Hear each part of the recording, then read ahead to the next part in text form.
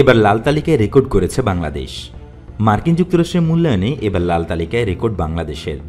দেশের millennium challenge corporation বা এমসিসির মূল্যায়নে দুর্নীতি নিয়ন্ত্রণ সহ 20 সূচকের মধ্যে 16টিতেই বাংলাদেশ রেড জোনে পড়েছে।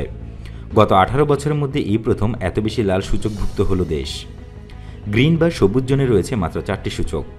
এবার নতুন করে অবনতি ঘটেছে 4টি সূচকে, আর উন্নতি ঘটেছে একটিতে। গত বছর 13টি সূচক ছিল রেড জোনে। প্রতি বছর রেড এবং গ্রিন রং দিয়ে সূচকের মান প্রকাশ করে এমসিসি। সম্প্রতি 2022 সালের জন্য বাংলাদেশের মূল্যায়ন প্রতিবেদনটি প্রকাশ করেছে মার্কিন এই সংস্থা। লাল সূচক বেশি পাওয়ায় মার্কিন যুক্তরাষ্ট্রের মিলেনিয়াম চ্যালেঞ্জ ফান্ড বা এমসিএফ এর মোটা অঙ্কের অনুদান পাওয়া ফের অনিশ্চিত হয়ে পড়ল বাংলাদেশের জন্য। স্কোর কার্ডের উন্নতির ভিত্তিতে সাধারণত কোনো দেশকে এই ফান্ডে যুক্ত করা হয়।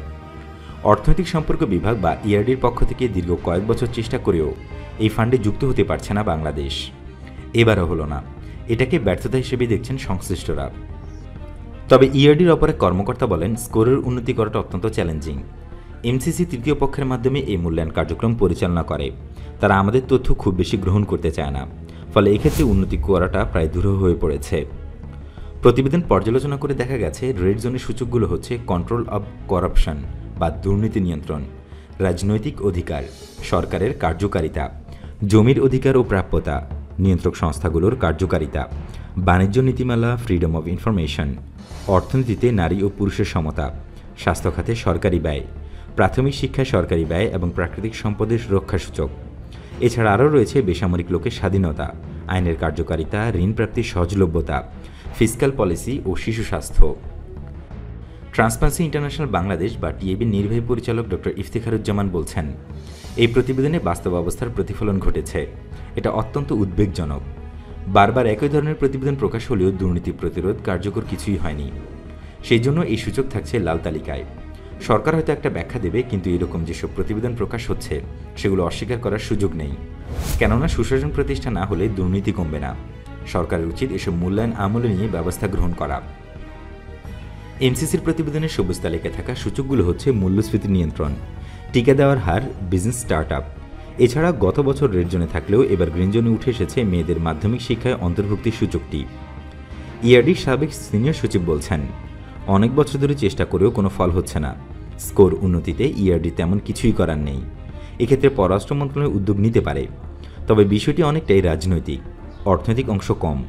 এক প্রশ্নের জবাবে তিনি বলেন, করোনা মহামারীর কারণে শিশু স্বাস্থ্য সহ কিছু সূচক নতুন করে রেড জোনে আসতে পারে, কেননা করোনা মোকাবেলা করতে গিয়ে এগুলোতে বেশি নজর দেওয়া সম্ভব হয়নি। সূত্র জানায়, 2004 সাল থেকে এখন পর্যন্ত বাংলাদেশ সবচেয়ে বেশি সূচক রেড জোনভুক্ত ছিল 2022 সালের প্রতিবেদনে। গত 10 বছরের চিত্র হচ্ছে, 2021 সালের প্রতিবেদনে রেড জোনে ছিল 13টি সূচক, 2020 সালে 12টি, 19 সালে 11টি, 18 সালে 7টি এবং 17 সালে 10টি সূচক ছিল রেড জোনে। এর আগে 16, 15 এবং 14 সালের প্রতিবেদনে ছিল 9টি করে সূচক। 2013 ও 12 সালের প্রতিবেদনে রেড জোনে ছিল 10টি করে সূচক। সুশাসনের জন্য নাগরিক বা সুজনের সম্পাদক বলছেন, এটা দুর্ভাগ্যজনক। আমরা তো প্রতিনিয়তই দেখছি রাজনৈতিক স্বাধীনতা হরণ হচ্ছে, বিভিন্নভাবে রাজনৈতিক দমনপীড়ন চলছে। এরই প্রতিফলন ঘটেছে আন্তর্জাতিক মূল্যায়নে। এই ধরনের প্রতিবেদন সরকারকে জাগ্রত করার ক্ষেত্রে সহায়ক হবে।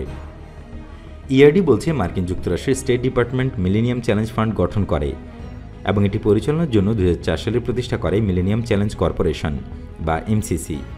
ফান্ড গঠনের প্রধান উদ্দেশ্যই হচ্ছে উন্নয়নশীল দেশগুলোকে আর্থিক সহায়তা প্রদান করা। এমসিএফ এর আওতায় স্টেট ডিপার্টমেন্ট দুটি কর্মসূচির মাধ্যমে নির্বাচিত দেশগুলোকে সহায়তা করে থাকে। এর একটি হচ্ছে থ্রেশহোল্ড কান্ট্রি বা কম অঙ্কের সহায়তার দেশ।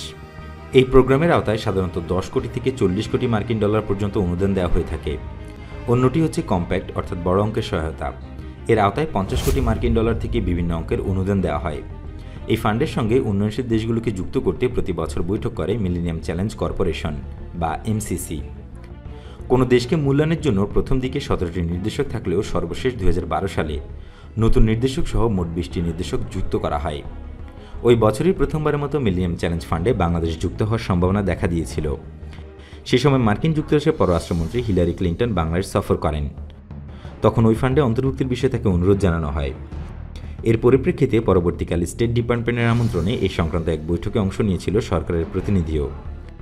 ওই বৈঠকে সিদ্ধান্ত হয়েছিল, মার্কিন যুক্তরাষ্ট্রের সঙ্গে প্রতি বছর বাংলাদেশের পার্টনারশিপ ডায়ালগ অনুষ্ঠিত হবে। বৈঠকে বিভিন্ন বিষয় নিয়ে আলোচনা হয়েছিল।